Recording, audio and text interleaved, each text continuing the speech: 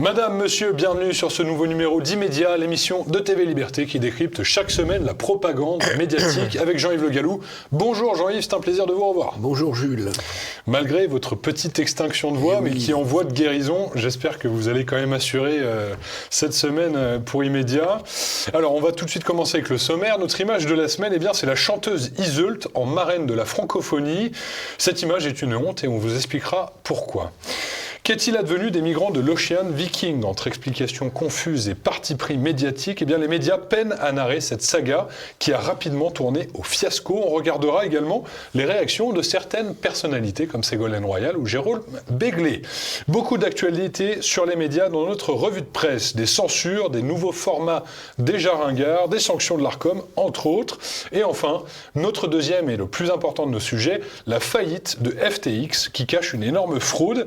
Les médias jasent sur des détails mais ignorent l'essentiel, les liens politiques du gérant, Sam Bankman-Fried avec l'establishment américain et puis l'État profond, bien sûr. On vous expliquera tout, rassurez-vous, sur ce scandale financier colossal qui a détourné des milliards de dollars de particuliers américains. On lance tout de suite notre 420e épisode d'Immédiat, restez avec nous. Notre image de la semaine, c'est Iseult, la nouvelle marraine du sommet de la francophonie organisé par Emmanuel Macron à Djerba, en Tunisie. Chanteuse d'origine camerounaise, en plus de ses talents musicaux, Iseult est également mannequin, comme vous pouvez le voir à l'écran. Et personne ne peut remettre en doute sa beauté féminine et helléno-chrétienne. Et elle a été donc invitée par Emmanuel Macron à se produire en concert à ce sommet de la francophonie qui vise à revivifier l'usage de la langue française, particulièrement en Afrique et au Proche-Orient, Jean-Yves. On avait vu notamment que l'Algérie avait changé la langue de sa devise, le dinar algérien. C'est un choix manifestement symbolique, une femme qui assume son corps, on va dire, d'origine camerounaise. Pas de racisme, pas de négrophobie, pas de grossophobie. Hein. Non. Je tiens à ce que ce soit clair entre nous. On n'aura plus grand-chose à dire entre nous. Non, alors, en fait, c'est une militante, entre guillemets, racisée, puisqu'elle tient des propos hostiles à la France. Elle s'est installée en Belgique, bon, comme d'autres, hein, mais elle explique que la Belgique, c'est formidable, parce que là-bas, la diversité est accueillie à bras ouverts, et qu'ils assument leur passé colonial, à la différence de la France, c'est toujours tabou, mais on ne cesse jamais d'en parler. Bon, remarquez, en Belgique, on parle quand même français, du moins en partie du pays, mais c'est complètement honteux, ce genre de déclaration. On apprend également, par exemple, en faisant une petite recherche sur Wikipédia et sur Internet, qu'elle a publié un album en 2015 et que celui-ci a enregistré un record de vente absolument énorme, 5000 ventes. Pour son premier album. Les médias, globalement, en fait, choisissent d'ignorer cette affaire complètement. On mentionne par-ci par-là qu'elle est la marraine du sommet de la francophonie, sans rappeler son parcours. Son parcours, voilà. Je vous laisse simplement regarder une petite vidéo d'Iseult pour finir avec cette image de la semaine. C'était en septembre 2021. On doit quelque chose à la France, mais qu'est-ce qu'on doit en fait?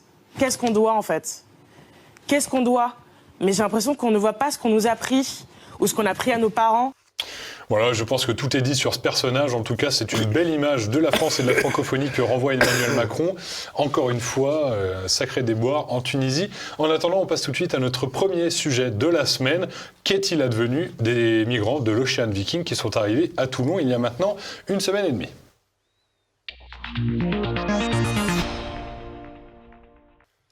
Nous parlions justement jeudi dernier du dangereux précédent que représentait l'Ocean Viking, ce navire de l'ONG SOS Méditerranée qui a débarqué à Toulon rempli de 200 de migrants. Si vous n'avez pas suivi cette affaire, je vous recommande le visionnage de notre dernier épisode, l'Immédiat 419. Vous avez le lien dans la description. Après le parti pris pro-migrants évident d'une grande partie de la presse la semaine dernière, jetons désormais un œil sur le dessous des cartes. La presse, volontairement ou non, reste vague et livre des explications très confuses sur ce scandale. On apprend par exemple dans BFM et RMC que l'Ocean Viking avait 44 mineurs isolés, dont 26 qui ont pris la poudre d'escampette la semaine dernière. On nous explique qu'ils n'étaient pas enfermés dans leur hôtel, mais qu'on leur avait demandé de ne pas sortir et que c'était un groupe de 23 jeunes qui avaient choisi de fuguer. On nous raconte également qu'ils ne fuient pas seulement la misère, mais surtout le service militaire qui dure 6 ans et demi en Érythrée, qu'on qualifie souvent de prison à ciel ouvert. Et enfin, eh bien, les adultes de l'Ocean Viking, que leur est-il arrivé ? Une soixantaine de demandes d'asile a déjà été acceptées. Et enfin, eh bien, le reste, si on enlève ces soixantaines et puis ces 26 migrants mineurs isolés qui se sont enfuis, il en reste à peu près 120. Ça a tourné au fiasco, Jean-Yves, et ils ont été libérés faute de procédures judiciaires adaptées. Oui, alors, ils ont été libérés puisque les juges de la liberté et de la détention se sont dessaisis de l'affaire, expliquant qu'ils ne pouvaient pas la traiter. Pourquoi ? Parce qu'effectivement, vous l'avez dit, il y a environ 120 personnes pour lequel il y a eu une demande de mise en liberté de la part de leurs avocats, soit commis d'office, soit en liaison avec des associations. Et ce type de recours est fait généralement à la photocopieuse.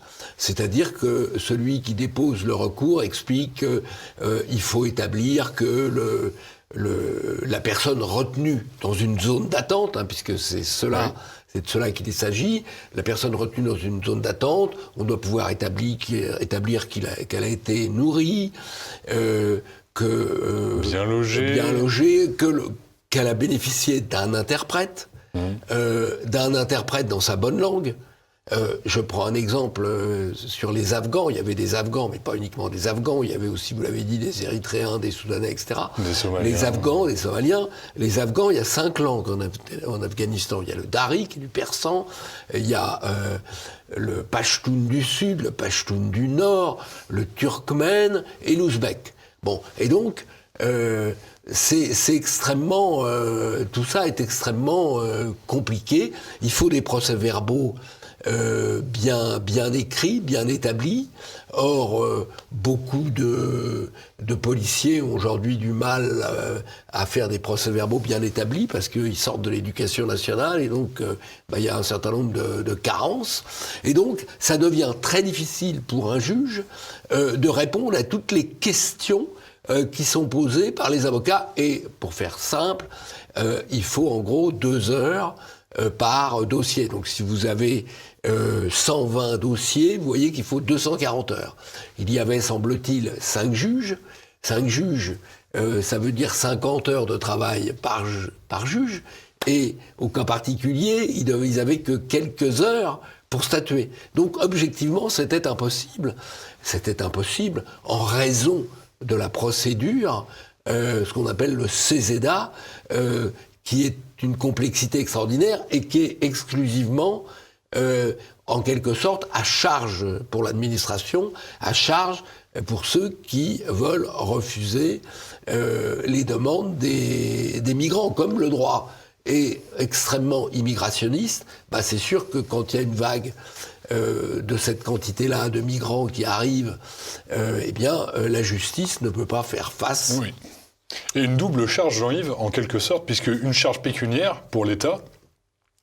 On nous explique que dans Légifrance et dans les textes de loi relatifs justement à l'accueil de ces réfugiés, on va dire extraordinaires ou clandestins, l'interprète, c'est à la charge de l'État, encore faut-il le trouver et qu'il nous fasse un devis et l'employé, etc. Ensuite, le logement est à la charge de l'État, la nourriture est à la charge de l'État, les frais de représentation judiciaire sont à la charge de l'État. Je me suis penché un petit peu sur la question pour vous donner une brève explication juridique là-dessus. Le placement en zone d'attente est prononcé pour une durée qui ne peut pas excéder 4 jours.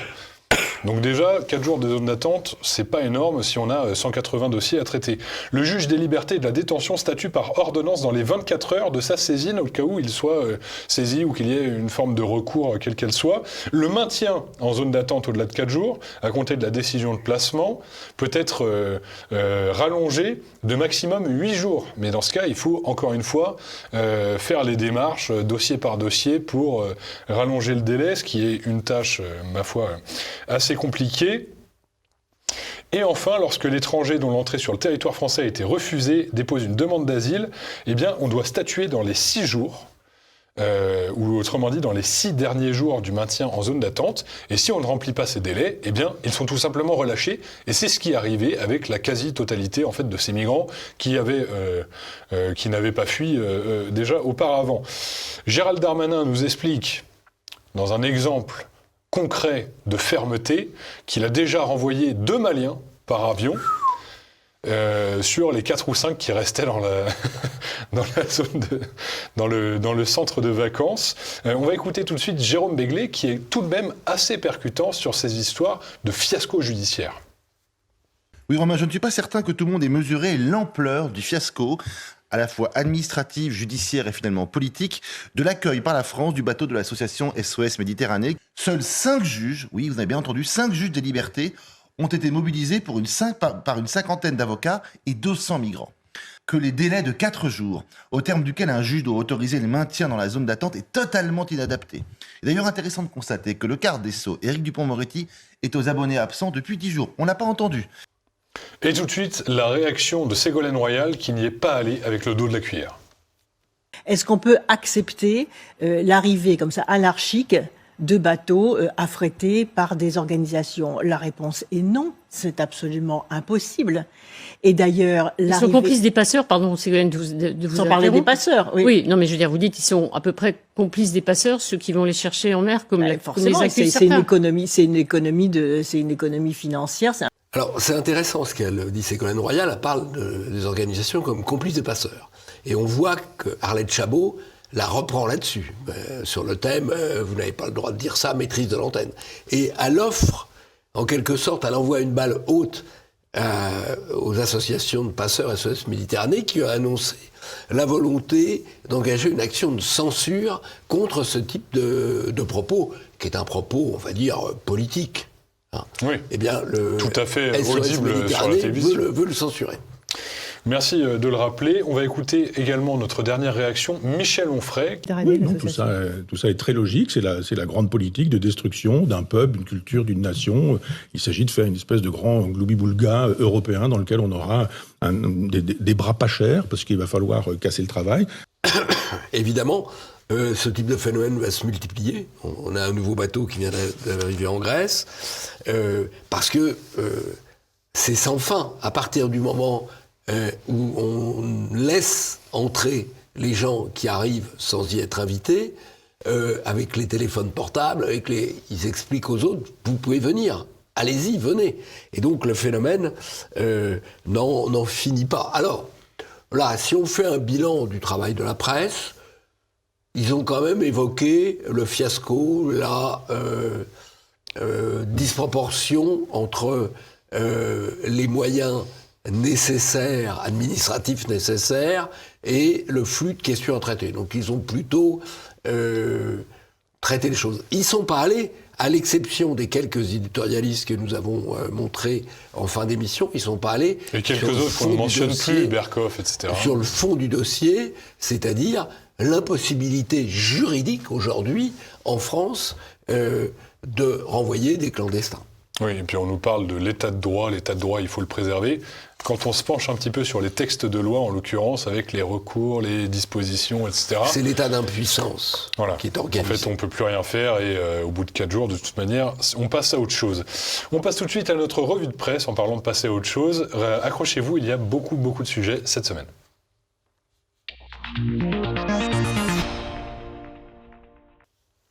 Et pour commencer, un film documentaire intitulé Service public a fait sa sortie dans les cinémas hier, réalisé par Salia Braclia, une ancienne du petit journal quotidien BFM et désormais journaliste chez France Info. Eh bien, le film met en scène les coulisses de leur rédaction pendant l'élection présidentielle. On regarde un petit extrait de cette bande-annonce très caricaturale.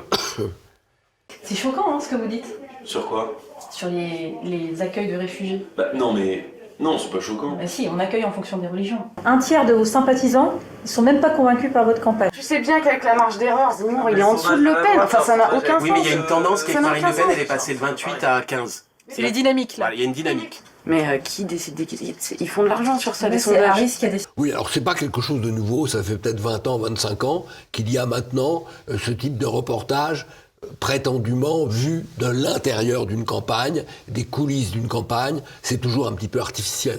Parce que le fait que les choses soient filmées change un peu le comportement de l'observateur. Même quand M. Bardella se démaquille, il sait qu'il est filmé pendant qu'il se démaquille. Il l'a accepté. Alors, simplement, on voit quand même les partis pris du service public, entre guillemets, d'abord une certaine agressivité vis-à-vis des candidats, une scénarisation, et puis les visuels noirs, sombres. On dirait un polar. On dirait un polar, quoi. Voilà, donc on est quand même assez largement dans quelque chose d'artificiel et de militant, comme tout ce que fait cette équipe du service public. En parlant de service public, Jean-Yves, Delphine Ernotte a consacré un entretien au Figaro, malheureusement réservé aux abonnés. J'ai dû m'abonner au Figaro à cette occasion, sachez-le. Delphine Ernotte, le débat sans outrance reste possible sur France Télévisions, pas sur les réseaux sociaux.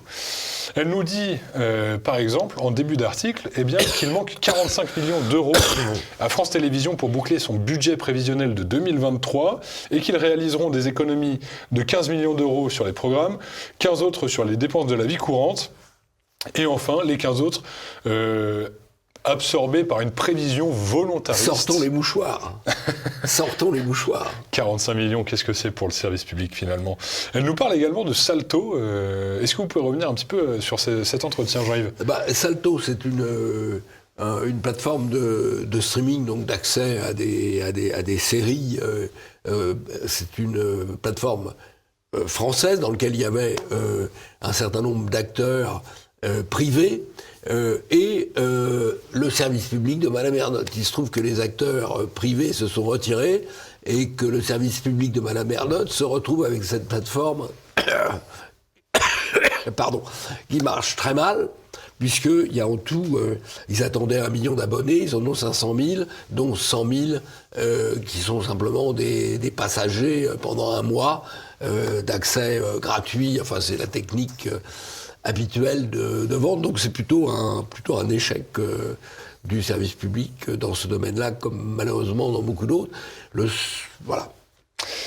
Ce qu'il faut mentionner peut-être, Jean-Yves, c'est que la participation de France Télévisions au financement de Salto s'estime à peu près 45 millions d'euros, et si elles pouvaient les récupérer, ça leur permettrait peut-être de boucler leur exercice. Et nous restons un petit peu dans le médiatico-médiatique avec ce communiqué de presse de l'Arcom annonçant mettre en demeure C8 pour les propos de Cyril Hanouna sur le meurtre de Lola. Les propos, quels sont-ils? Eh bien, je vais vous les lire.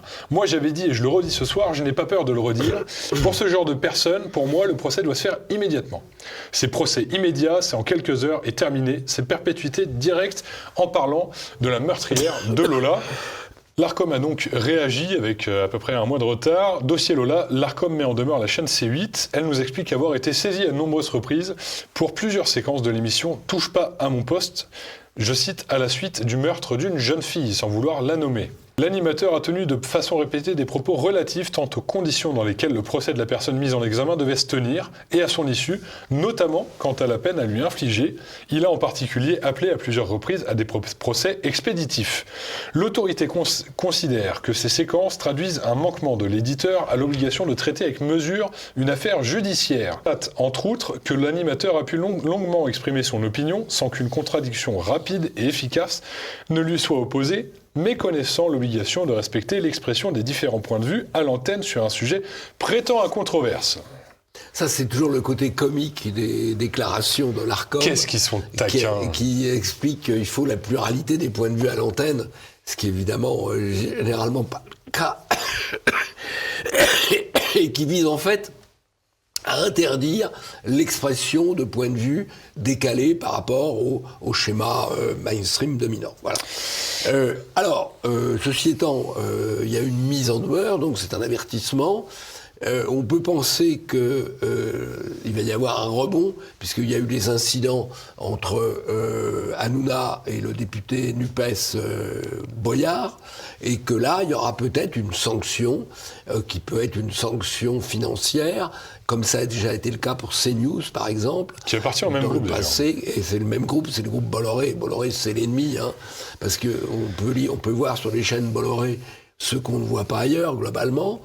Et donc, il y a un risque de sanction après l'avertissement pour, en quelque sorte, ce qui sera présenté comme une récidive. Oui, on se rappelle des propos d'Éric Zemmour sur CNews qui avait valu à la chaîne 200 000 € d'amende en juillet. Et bien également, ça peut aller jusqu'à l'interdiction d'émettre et de publier des émissions, mais c'est quand même une sanction assez rare qui ne s'est vue, il me semble, qu'une fois en 2015 ou en 2016. Alors, on parlait de Louis Boyard, et justement, il y a une petite actualité médiatique à son sujet. Il a été invité par Arrêt sur Image. Je ne sais pas si vous connaissez ce média, on en a parlé quelques fois dans les médias. C'est un média d'investigation de gauche, globalement, qui fait assez bien son travail. D'extrême gauche, vous y allez fort. Oui, oui. Non, donc, je tiens un propos qui les flattera. Ah, vous croyez? Non, mais je ne serais pas aussi catégorique que vous, Jean-Yves, mais bon, passons. La catégorisation de ce média importe peu. Louis Boyard a été invité sur le plateau de Daniel Schneiderman, et le Schneiderman donc, l'a interrogé sur son passé de dealer, ce que Louis Boyard a manifestement mal vécu. Et après avoir quitté le studio, il est revenu voir Schneiderman en disant « coupez cette séquence », et celui-là lui a donc proposé de la tourner à nouveau. Voilà. Il a eu en quelque sorte une session de rattrapage. Il est encore un peu étudiant, ce Boyard, donc c'est assez normal qu'il ait une session de rattrapage. Alors, il faut savoir que nous enregistrons dans les conditions du direct, mais pas dans le direct. Bon. Alors, il peut arriver qu'on coupe tel ou tel morceau. D'ailleurs, on est obligé de le faire pour des raisons de temps. Mais c'est tout à fait transparent.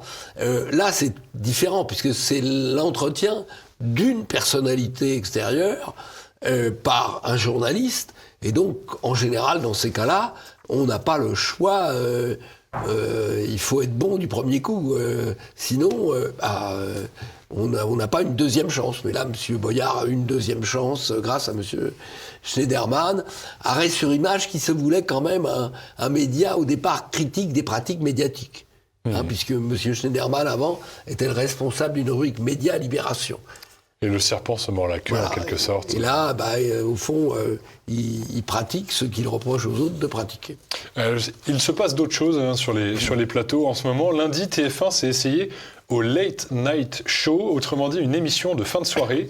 C'est un format qui est tout droit venu des États-Unis, mêlant en quelque sorte des interviews, généralement de stars et de célébrités, de l'actualité et de la comédie. Et pour garder les spectateurs éveillés, eh bien, le Late, comme se prénomme le show, est animé par Alain Chabat, un choix de programmation aux objectifs pour le moins ambitieux, mais avec des méthodes assez ringardes. Je vous montre une photo, puisqu'on ne peut pas vraiment passer les images, une photo du plateau d'Alain Chabat, le Late, avec la ville de nuit en fond. Bon, remarquez, notre fond, c'est un petit peu la même chose. En l'occurrence, ce n'est pas Paris, c'est Helsinki, petit détail troublant. Et je vous montre ensuite des images des plateaux de Stephen Colbert et de Jimmy Fallon, deux stars de Late Night Show aux États-Unis. On voit que c'est le même décor, la même position, les mêmes cadrages, le même fauteuil pour l'invité. C'est en fait du copier-coller d'une émission américaine dans l'espoir de s'accaparer ce segment. Oui, ce qui est d'ailleurs étrange, c'est que l'invité, dans tous les cas, à la droite c'est la même disposition, quoi. On voit vraiment le copier-coller, en quelque sorte. Oui, c'est le copier-coller. C'est un élément de l'américanisation ambiante, en fait.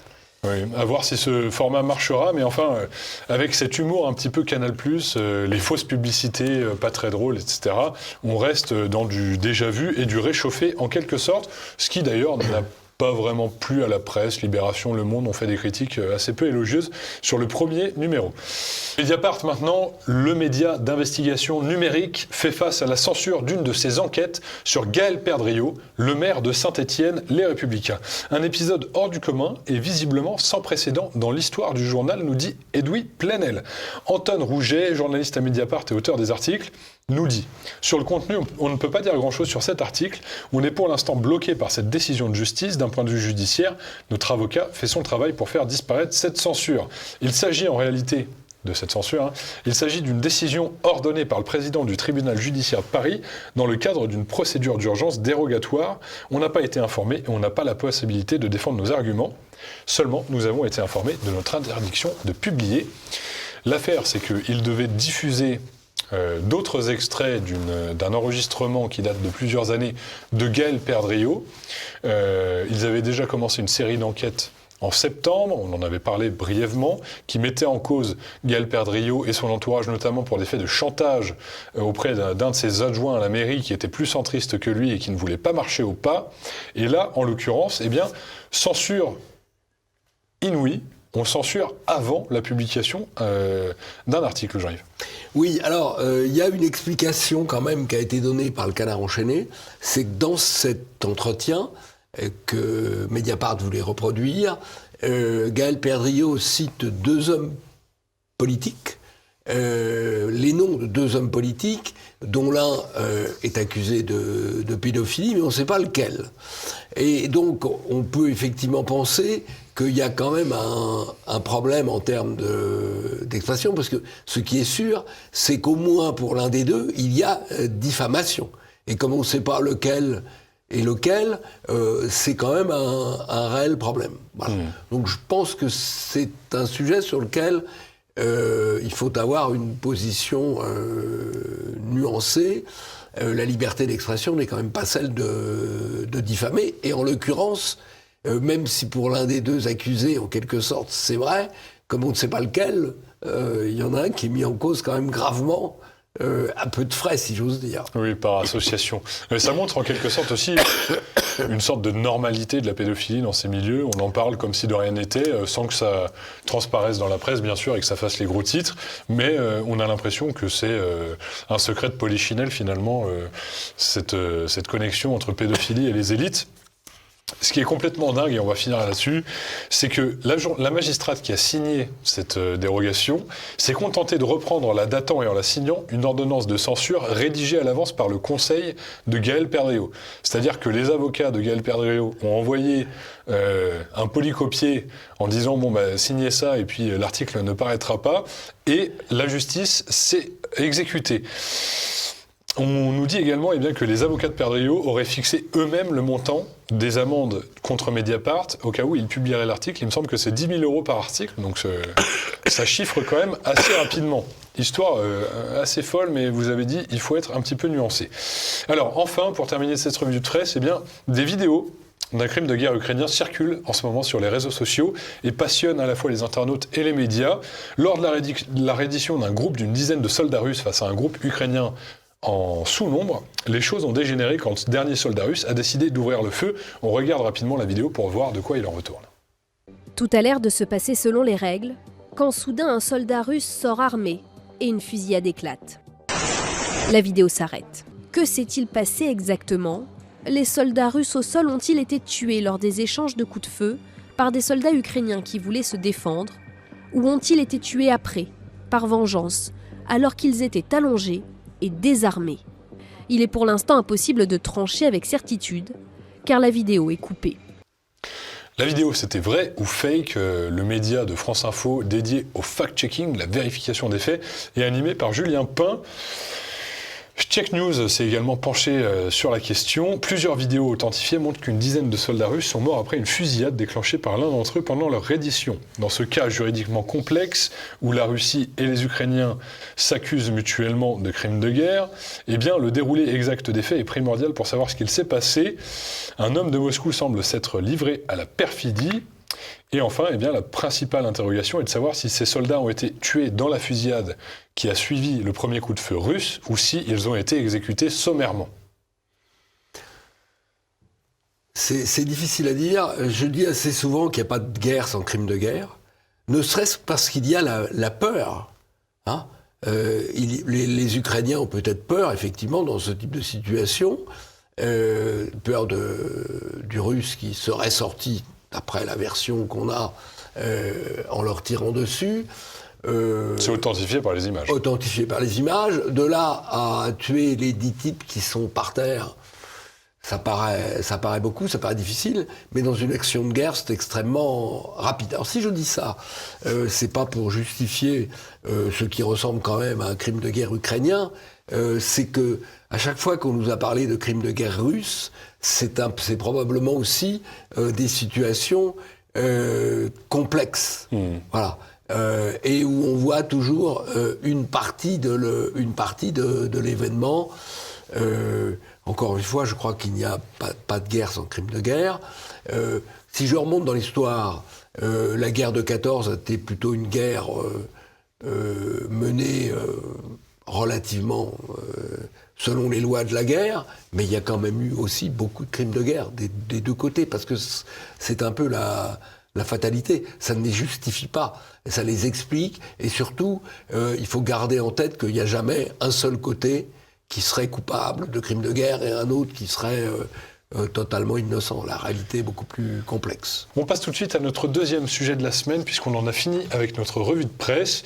On va vous expliquer un petit peu un scandale financier important, peut-être le plus important de la décennie, celui de FTX, organisé par Samuel Bankman-Fried. On passe tout de suite à ça. Nous voilà lancés dans un sujet compliqué et il nous reste malheureusement assez peu de temps. Je vais tâcher donc de faire court.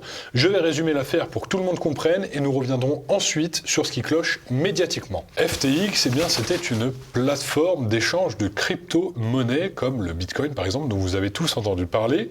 Elle a déclaré faillite il y a 10 jours. Les rebondissements importants qui en ont suivi sont très importants et très révélateurs politiquement parlant. Tout d'abord, le retrait des fonds de particuliers qui avaient investi sur cette plateforme pour acheter et échanger des crypto-monnaies ont été interdits, c'est-à-dire que les utilisateurs ne pouvaient pas retirer l'argent qu'ils avaient investi en crypto-monnaie à travers FTX. Si on a compris ça, c'est déjà pas mal. Et en réalité, ce qui en a suivi, c'est que le groupe FTX a fait part d'un piratage de ses fonds et a expliqué, les milliards de dollars de crypto-monnaies qui appartenaient à nos clients ont été piratés et ont tout simplement disparu. Donc une histoire fumeuse pour l'instant, fumante, mais qui n'est pas sans précédent dans le monde des crypto-monnaies. Donc à la fois, pourquoi pas ? Mais en réalité, ces milliards de dollars qui se sont évaporés des caisses de FTX, c'est-à-dire l'argent des particuliers, des utilisateurs de la plateforme, a été tout simplement détourné en une fraude fiscale. Pourquoi on n'en parle pas ? Tout simplement parce que ça bénéficiait à l'establishment américain, et on va revenir sur ça tout de suite. Il s'avère que le fondateur et gérant de FTX, Sam Bankman-Fried, avait organisé une fraude, donc à une échelle massive, et ça donnait personnellement à des détournements de fonds, notamment pour s'acheter des maisons ou encore faire des investissements personnels. Les Échos, BFM entre autres, donc BFM Crypto, donc c'est plutôt des médias à tendance économie, finance qui en ont parlé de cette affaire, et pour cause, c'est un sujet assez compliqué, pourquoi pas, mais il s'attarde sur les détails et comment ça s'est organisé, etc. Ce n'est peut-être pas le plus intéressant. Alors on nous parle des maisons achetées aux Bahamas, des traders de la holding de FTX qui ont provoqué la disparition des fonds en les investissant n'importe comment, ou encore BFM Crypto qui nous dit « La folle histoire de Samuel Bankman-Fried devrait sortir en film prochainement ». Si on regarde la presse, globalement, c'est un œil fougueux, sympathique qu'on porte sur Samuel Bankman-Fried en nous expliquant « Oh, il a vu trop gros, c'est la jeunesse, il a fait des mauvais placements, etc. » sans nous parler d'une véritable fraude. Les détails techniques sont les suivants. Alameda Research, le fonds de placement assez risqué de Sam Bankman-Fried, lui a notamment accordé, donc à son fondateur, 1 milliard de dollars en prêt personnel et a fait la même chose à hauteur de 1 demi-milliard de dollars pour le chef des ingénieurs et techniciens du groupe. On nous apprend également, tout ça c'est tiré des premiers documents judiciaires suite à l'ouverture d'une instruction. Très peu... On nous apprend que que toutes les décisions de FTX étaient prises sur une messagerie textuelle et que les messages étaient automatiquement supprimés, ce qui est assez inquiétant et douteux pour une entreprise de cette taille, Jean-Yves. FTX n'a jamais eu de conseil d'administration, ce qui est quand même, de réunion de conseil d'administration. Pour une entreprise de cette taille, encore une fois, ce n'est pas illégal, mais c'est un petit peu invraisemblable. Enfin, on ne tenait pas inventaire plutôt de la trésorerie de FTX. On nous explique que finalement, on ne savait pas où était la trésorerie et à quel montant elle s'élevait. On nous explique également que la trésorerie de l'entreprise était utilisée pour acheter des biens immobiliers qui étaient ensuite placés au nom personnel des dirigeants de l'entreprise. Et enfin, le plus aberrant pour une plateforme d'échange de crypto-monnaies, toutes les crypto-monnaies déposées ou achetées par les utilisateurs à travers cette plateforme n'étaient pas mises dans un inventaire. Ça veut dire que on n'avait aucune trace de ce qui avait été acheté, vendu, transféré à travers cette plateforme. On ne savait pas à combien le montant s'élevait. Et enfin, la réalité est encore plus lunaire et inquiétante que tout ça. Qu'est-ce que la presse omet dans cette fraude dont elle ne mentionne même pas l'existence? Alors, la presse, d'abord, elle a des excuses à ne pas en parler, parce que c'est compliqué. Donc, elle cherche à en parler sous l'angle sensationnaliste, c'est-à-dire l'achat d'immeubles, de résidences secondaires, etc., parce que ça, c'est plus facile à comprendre. Elle a un autre sujet sensationnaliste dont elle pourrait parler, mais dont elle ne parle pas, là, pour des raisons politiques, c'est le fait que cette plateforme était le principal donateur, après Soros, des démocrates américains. Donc c'est leur premier financier démocrate américain, Soros, deuxième financier, cette plateforme qui manifestement pouvait d'autant plus se permettre de faire des cadeaux aux démocrates américains que l'argent était au préalable détourné. Voilà.